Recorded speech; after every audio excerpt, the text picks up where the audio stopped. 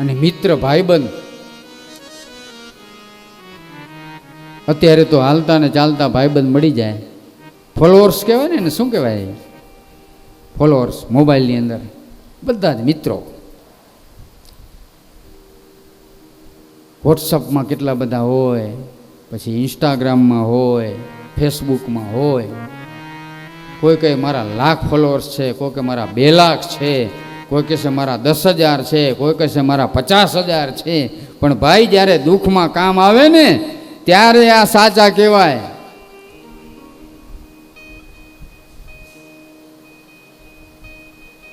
અને નારી ધર્મપત્ની દુઃખમાં જે પોતાના પતિની સાથે રહે એ સાચી પતિવ્રતા. શાસ્ત્ર એમ કહે છે. સુખમાં તો બધાય સાથ આપે, દરેક પ્રકારનું જ્યારે સુખ હોય ત્યારે તો બધા એમ કહે કે અમે તમારી સાથે છીએ. પણ જ્યારે દુઃખ આવે અને અડધી રાત્રે જ્યારે એને જરૂર પડે અને આપણે એને ઘરે પહોંચી જઈએ, કોઈને ખબર ન પડે અને પાછા કહીએ આપણે, કોઈને કહેવાનું નથી હો મેં તને મદદ કરી. પોતાના ભાઈબંધની, પોતાના પરિવારજનની, પોતાના સગાવાલાની, પોતાના હેતુ સંતોષીની દુઃખના સમયમાં જે માણસ ઇજ્જત રાખે ને એની પરમાત્મા બધી મનોકામના પૂરી કરે છે. અને પત્ની કેવી હોવી જોઈએ? શાસ્ત્રમાં એ પણ કહ્યું છે કે ધર્મપત્ની કેવી હોય? વય નાની, અક્કલ વધુ. વય નાની, અક્કલ વધુ, ઉજ્જવળ જેના આચાર. વય નાની, અક્કલ વધુ, ઉજ્જવળ જેના આચાર, જેનામાં સંસ્કાર હોય. દેજે એવું દાતાર, સથરું માણસ સાંભળા. ધર્મપત્ની આવી હોવી જોઈએ. કહેવાનો મતલબ કે દુઃખમાં સાથ આપે. અને માણસને બે જ વસ્તુ પરિસ્થિતિની અંદર જીવાડ્યો, બે વસ્તુ, એક હવા અને બીજી હૂંફ.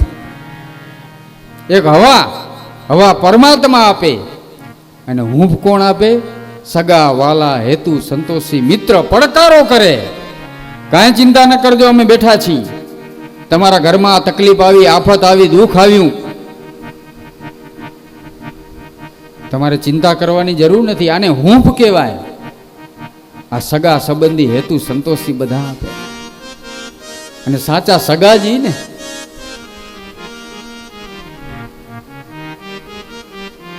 કે દિવસ રાત જે ચિંતા કરે આપણી. સુશીલા બહુ સમજદાર છે.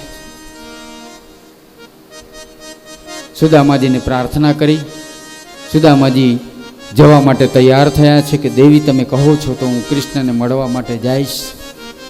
અને સુદામા કૃષ્ણને મળવા માટે જવા તૈયાર થયા. આપણે અહીં 2-5 મિનિટ કથાને જરા વિરામ આપી. પરેશભાઈને જવાનો ટાઈમ થયો છે, સમય થાય છે, 5 વાગ્યે એમને નીકળવાનું છે. ના વાંધો નહીં. તો એમની વાણીનો લાભ લઈ પછી ભલે બેસજો, સાંભળજો, પણ તમારો સમય થાય ત્યારે ભલે. ના વિક્ષેપ નથી. આ બ્રાહ્મણનું વચન અને બ્રાહ્મણની વાણી એ આપણે બધા સાંભળીએ, આપણે પવિત્ર થઈએ.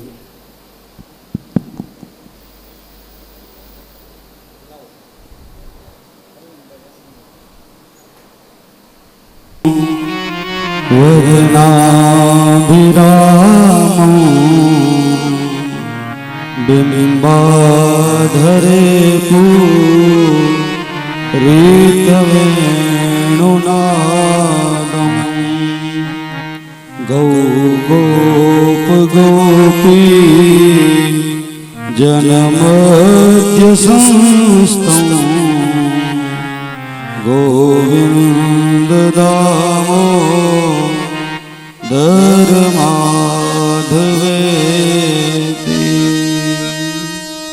શ્રી કૃષ્ણ ગોવિંદ દહરે મુરારે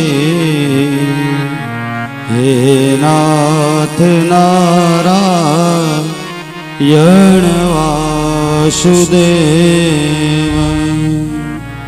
જીહવે પિબસ્વા મૃત में तदेवं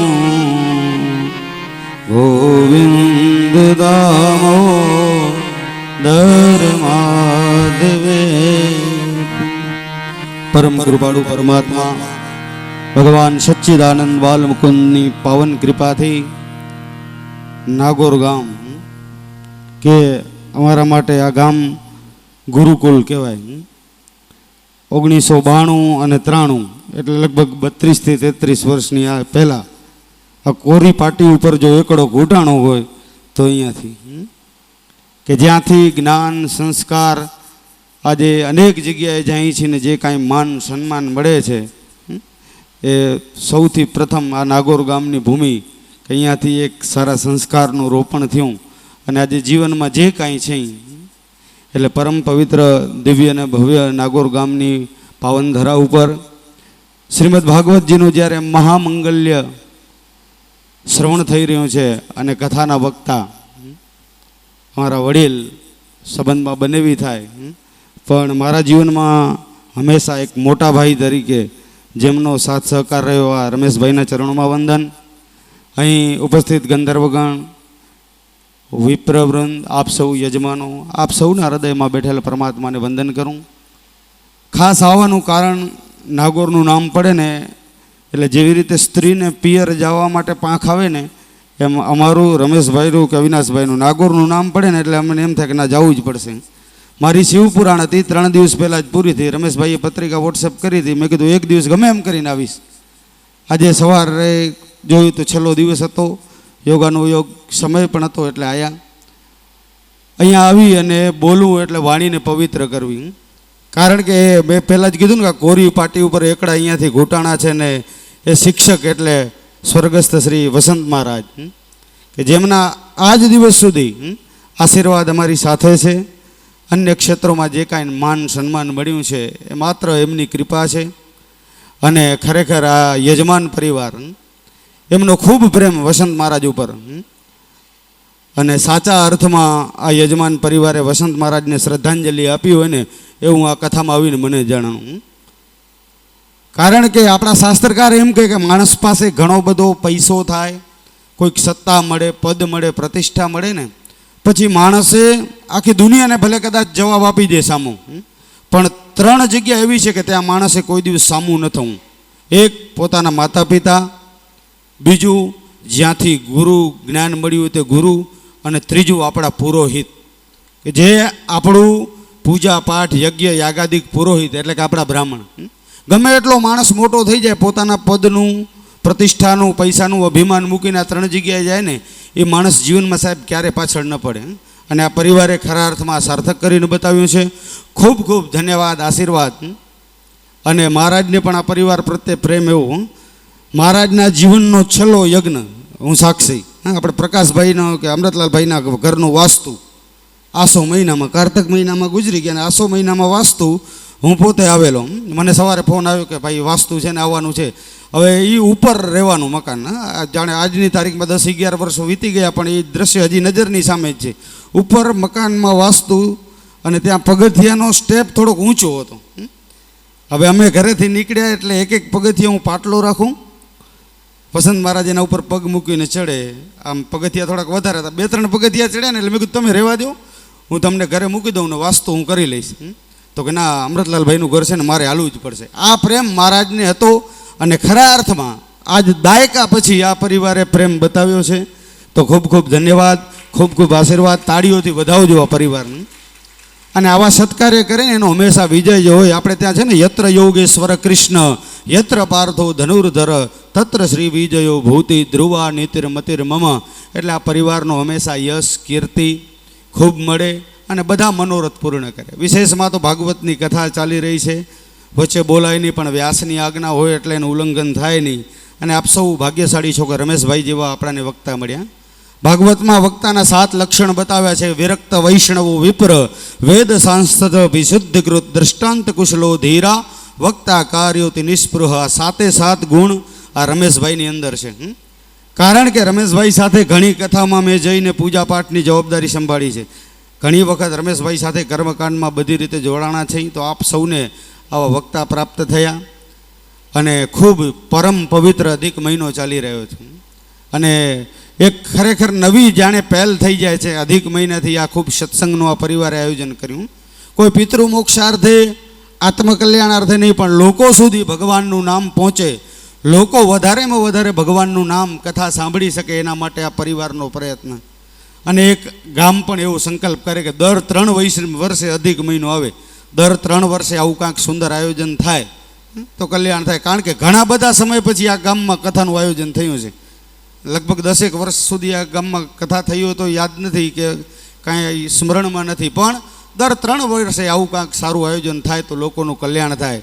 અને એક વસંત મહારાજના પરિવારના સભ્ય, એક વસંત મહારાજના દીકરા તરીકે અહીંયાથી કહી છે કે અમારી અવિનાશભાઈ હોય, રમેશભાઈ હોય કે આ પરેશ હોય, અમારી ગમે ત્યારે તમને જરૂર પડે, પછી પુરોહિત પણ હોય તો ભલે, પરિવાર જેવું કામ હોય તો ભલે, અમે ઉઘાડા પગે આવશું. અને સાહેબ, 1 પણ રૂપિયાના સ્વાર્થ વગર જ્યારે જ્યારે આ નાગોર ગામને જરૂર પડે ત્યારે રમેશભાઈ, પરેશ અને અવિનાશભાઈ આ 3 ઉઘાડા પગે આવશે.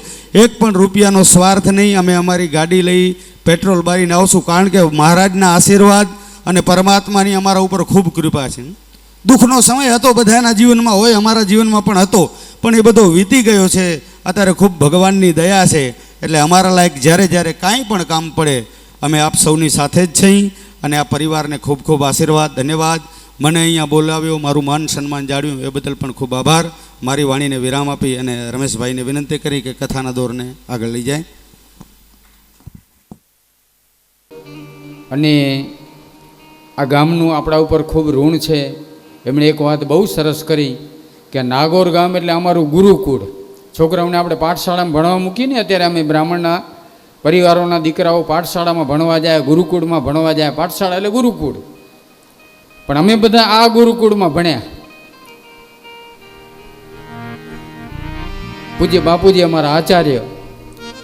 અમે જ્યાં ધર્મના સંસ્કાર, આ બધું જે કર્મકાંડ, વેદ વિદ્યા અને આ ભાગવત પુરાણ, જેની પાઠશાળા નાગોર છે.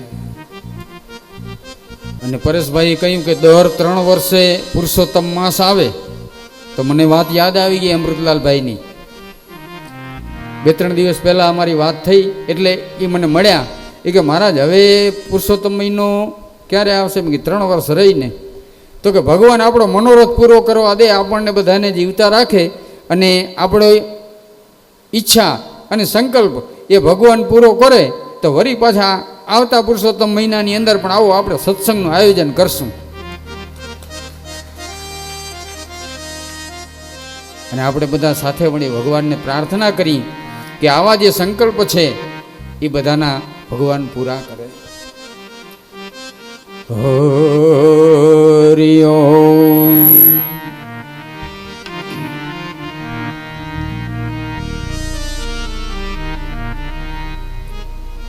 હરે રામ રામ રામ સીતા રામ રામ રામ.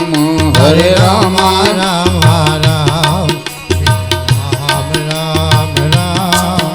હરે રામ રામ રામ સીતા રામ રામ રામ.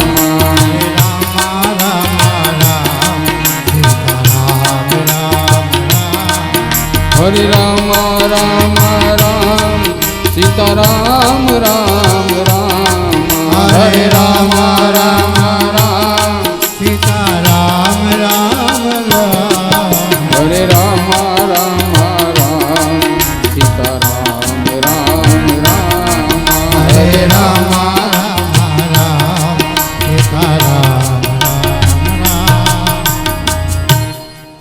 રામચંદ્ર ભગવાન કી જય. સુશીલાજીની પ્રાર્થનાથી સુદામાજી જવા માટે તૈયાર થયા છે. પોષ સુદ સાતમના દિવસે